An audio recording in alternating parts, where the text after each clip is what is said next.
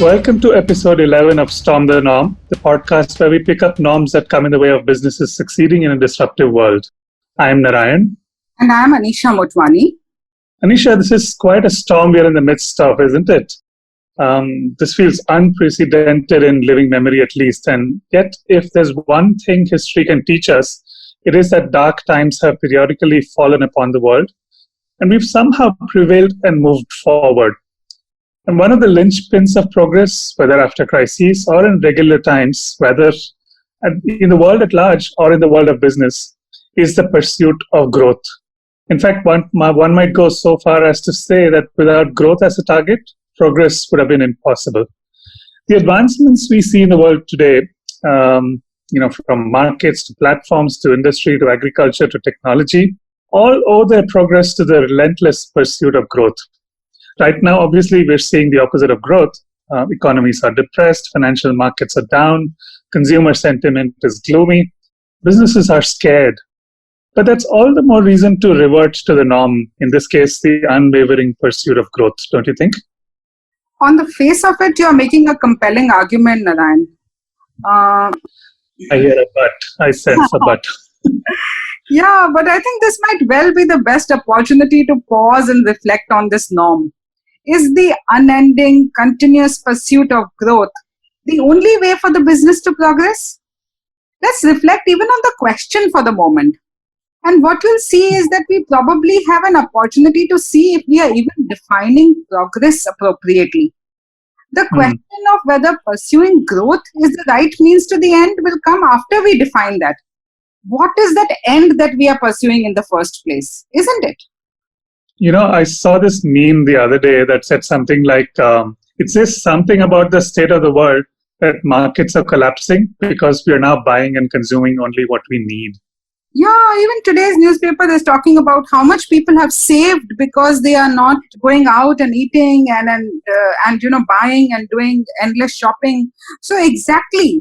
And we've actually built an economy that has been growing, but at what cost? Our growth has come at the cost of our planet, at the cost of our culture and value system. There are deepening fault lines across society, especially on ideological grounds. The divide between the rich and the poor is even more stark. And increasing debt burden on the society and country as a whole is phenomenal. And all that is happening because we built a consumption-based economy. And around the world, we have created products, services, and experiences that cater to higher and higher level on Maslow's hierarchy. And what this pandemic has forced us to do is to revert to being satisfied by the lowest levels of needs. The value of a full home-cooked meal. I mean, we just realize how appreciative we are of that. But even there, I don't think it's quite that simple, is it? It's not linear, black and white like that. Yeah, I see where you're going with that latter part. I mean, I highly doubt Maslow would have imagined the day when Zoom and Netflix would become core physiological needs. But hey, here we are. Yeah, yes, indeed. Absolutely true. And you're still looking at when we talk about Netflix and Zoom, we are still looking at a small sliver of society, who would identify with that. The fact that we've got all these mythological series from, almost 3 decades back and they are so popular tells you that as far as our country is concerned, there is such a wide disparity between what we consume. And especially across the world and especially in countries like India, we are seeing that the original physiological needs of hunger, shelter, clothing and sleep are just not accessible to millions amidst this crisis. Forget Zoom and Netflix. The images of these migrants at the borders is such a scary sight. And in between all this, the extreme two ends, the Zoom and the Netflix kinds, and people who are actually, not even getting the basic necessities, there's a diverse spectrum in between with varying degrees of needs and access to things that fulfill those needs. And you've got to wonder in the middle of all this, is the relentless pursuit of economic growth truly the panacea the world needs right now? It's a really hard-hitting way of putting it, Anisha. I recall this quote by this guy called Edward Abbey, and he said this somewhere in the mid-1980s. You know what he said was, growth for the sake of growth is the motto of the cancer cell. Now, I'm not quite equating a consumerist society or capitalism in its present form to cancer, but it's hard to miss the point you're making. I see what you're saying. Your quote is so spot on. But here's the other reality. Different countries have got different geopolitical complexities to deal with. There are demographic variables to contend with. Countries like in so many countries in Europe and Japan are grappling with the older populations, aging populations. There is Brexit on one side. US has ideological opportunism at the heart of all its struggles. And India, we've always had our share of multiple complex situations clawing at us, even as we strive to progress. Anisha, one of my favorite books about India is by Edward Luce. He was, at that time of writing this in 2004, the editor of the Financial Times of London. This book's called In Spite of the Gods, The Strange Rise of Modern India. And one of his most telling comments about India, and mind you, like I said, he wrote this in 2004, was that India is not on autopilot to greatness, but it would take a terrible pilot to crash the plane. Now, I'm not commenting on the pilots and the flight crew at this point, but this turbulent storm is certainly not helping matters, is it? Yeah, but also in a way it is helping because it's bringing to surface a lot of our hidden inadequacies, isn't it? It's presenting our rural audience struggles in such a stark way that urban elites can no longer ignore them. It's training our healthcare system in such testing ways that we'll just know how robust it is or not. And it's pushing our economy to its limits, to a place we are not sure whether we are the global economy's most promising player. I know, I hear this, and I know you're not trying to paint a picture of gloom and doom, but you're making a pretty compelling argument for storming the norm. In fact, it brings to my mind this brilliant essay I read about the recent measures that Sweden is embarking on. And I think it might well be an experiment worth emulating around the world. And what experiment is that, Narayan? You've got my ears now. So, as it turns out, Sweden has enlisted about 170 academics to formulate what they're calling a degrowth plan. Degrowth. Now that sounds like the norm we are trying to storm. Planning businesses for degrowth. Tell me more about it. No. So I'll try to succinctly summarize it, what that manifesto is about. So it's called a manifesto for post-neoliberal development. And they've identified 5 policy strategies to underpin it. So these include a move away from development as we know it, that is not focused only on GDP growth, an economic framework focused on redistribution, a transformation towards regenerative agriculture. This is probably the one that's most relevant and most difficult for business. The 4th one is a reduction of consumption. And the 5th is around debt cancellation. Wow, that sounds like a tall order, but such a true example of what we call storming the norm. But more than that, it sounds like what the world really needs right now. This is the kind of thinking I was talking about. But to bring it back to what our podcast Storm the Norm is about, how can businesses apply this thinking to succeed in a world that's disrupted like never before? And that's the question that we should be exploring as we go forward. So it sounds to me like what you're saying is when pursuing growth is the norm, and a deeply ingrained, almost inviolable norm at that, how can we get businesses to pursue degrowth as a strategy and an agenda? Yeah, I think in a word, yes. That's what I'm trying. Okay, you've got my attention, Anisha. So let's start with a couple of context-setting facts. Consumer spending accounts for more than 65% of our economic activity. One can argue that consumption-led growth can lead to a slowing down of future growth if it entails growing imbalances. And imbalances in what? Imbalances in limits to capacity creation, imbalances in rising debt burdens, first at a country level and then trickling down to the last household. In a specific case in India, our savings rate has dipped to a 15-year low. And the past couple of decades have been marked by a collapse of real savings, which is fueled by this artificially easy credit from the banks to the consuming class. And this has brought about a debt-induced spending binge with almost disastrous consequences.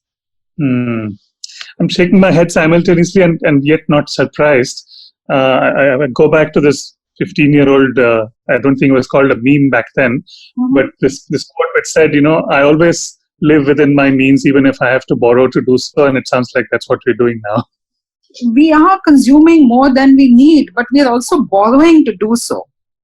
And here's the crucial part. The impact is even greater on businesses because of this. And you know why? Because growth and acquisition requires capital. And at a time like this, capital is really scarce because businesses are going to grapple with thin profit margins. And a rupee of sales growth may well use more cash than it generates. And when this is the case, owners are faced with a decision to either obtain external financing or limit growth to a rate that the businesses can sustain through its own internal cash generation. Isn't it? And I can hear almost many shareholders, saying, make your business self-sustaining. When a business is throwing off sufficient cash for it to achieve its growth objectives, many institutes will decide not to incur the additional risk associated with it, isn't it? So we might as well plan for it and ensure responsible, cost-efficient, even if that means degrowth in the top line, else they will put their financial stability at risk. Yeah. So, that's very contrarian to what businesses are used to in today's business world. We are told that slowing down growth is not an option. So in such a scenario, how do you realistically create a degrowth strategy when business defines growth as progress? So if we really want India to come out stronger post-COVID, we need consumer spending to become less important to economy, not more. And we need policies that enable savings and greater investments in the right direction. Greater investments in production and manufacturing. Greater investments in infrastructure. Greater investments in actually making our health systems more robust. We have to create capacity. Today, we've got more vehicles on the road than we actually have, the infrastructure to carry it. And that is applying to just about everything that we are consuming. We are consuming more than we can afford to. So, the other point that you touched upon was around savings, right? And I thought that was such a telling comment when you were earlier talking about how low our 15-year savings rate has dropped to. And I'm assuming there is a direct line connection between that dip in savings and the lack of capital. So, Go on. Go ahead. Because in many ways, what one was trying to say is, if there are more savings, financial institutes can lend more for investments. More investment means more production and capacity creations. And it's only real savings, that could drive investments. Post-COVID, the most prudent way businesses can storm the norm is to remember that we need a production economy and not a consumption economy for almost like the near few years.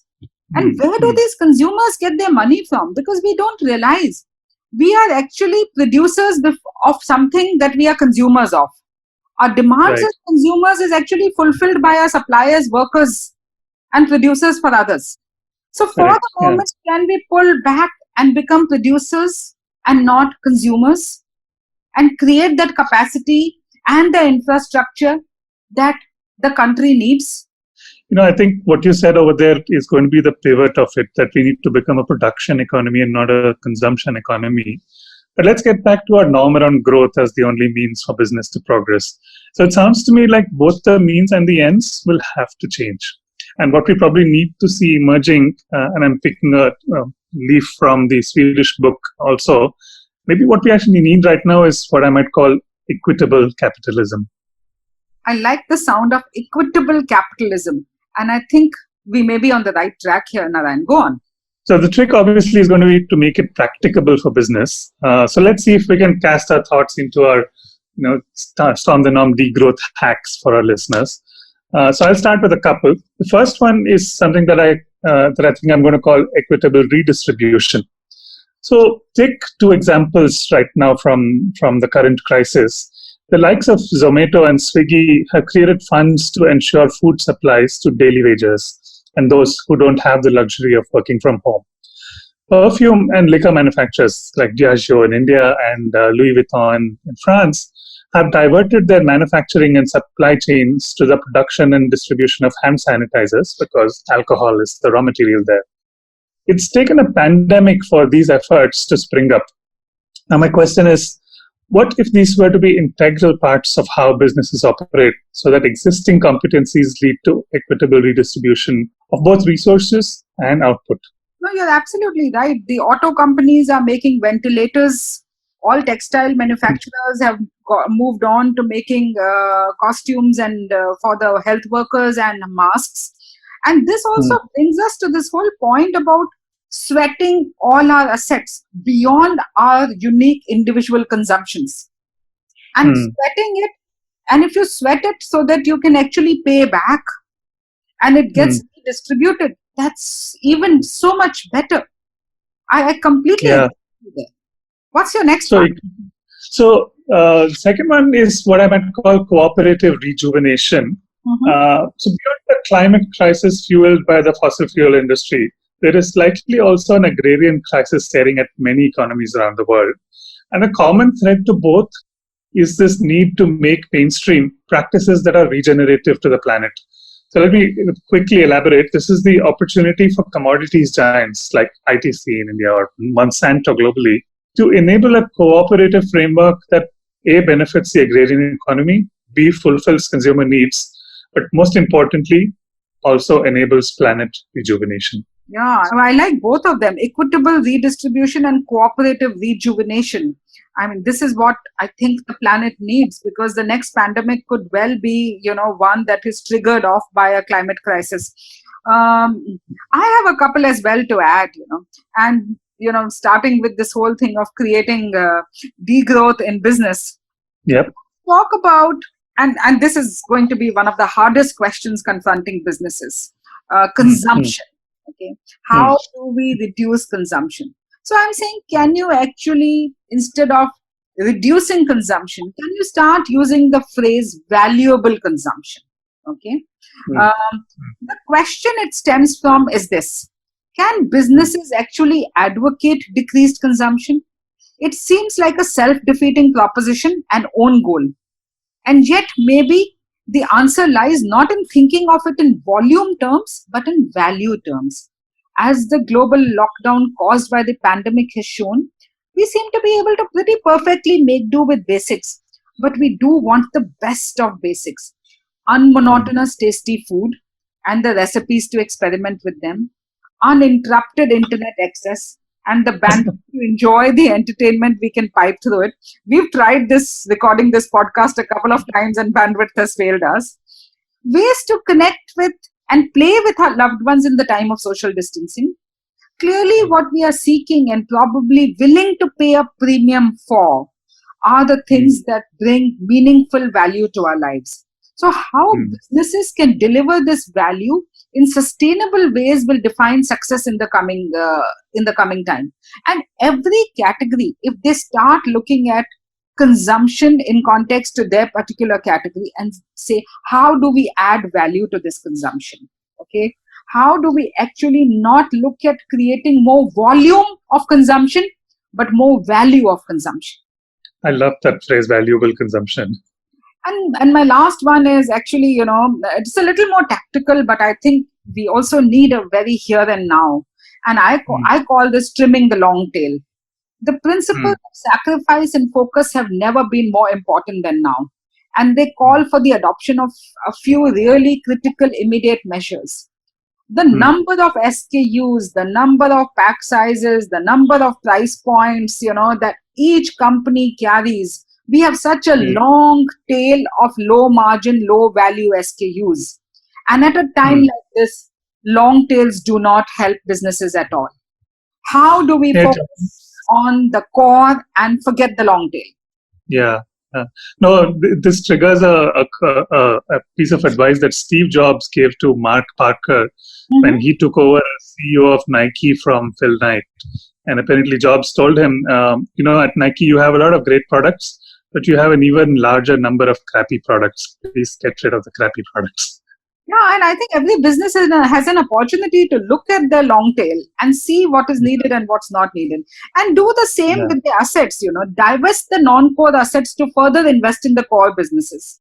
Or explore new ownership models, which are more shared ownership models in a typically capital-intensive industries. So how do you look at sharing your assets and actually getting rid of the non-core assets? And the last one on this bit of trimming the long tail is target non-consumption by actually transforming complicated and expensive products into products that are simple and affordable. So many more people in society can access them, and it can also shave off a lot of unnecessary cost. Absolutely. When you first mentioned the phrase production economy, I felt it was going to be like a crucial pivot for businesses. And this last set of measures that you're advocating, I think, reinforces that for me.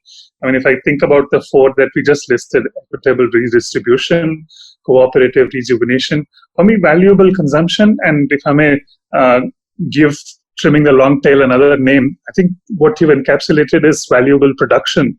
It's such a critical piece, and I don't think it is just tactical. I think it's a very strategic perspective. If these four can be adopted, I'd say we probably have great starting points. And even if I say so myself, I don't think that was too bad. Those are big questions that confront businesses today. But I guess if we don't storm the norm of believing that the pursuit of growth is the only way for businesses to progress, we will be stuck in the status quo, or maybe we will regress. This has been a thought-provoking conversation. More so than the ones that we've had so far, and in any case, we are living at a time where introspection has become part of us, and I, for one, am looking forward to seeing businesses pick up on these questions, and will be really interested in seeing if they are truly willing to storm this norm, and not in an incremental manner, but in a completely transformative manner. Indeed, Nisha. So I think that's probably a good place to wrap up episode 11 of Storm the Norm. This is Narayan once again. And Anisha. Signing off for now. You can catch us on Apple Podcasts and SoundCloud by just searching for Storm the Norm. We'll be back with a new episode very soon. Thank you, and talk to you soon. Thank you.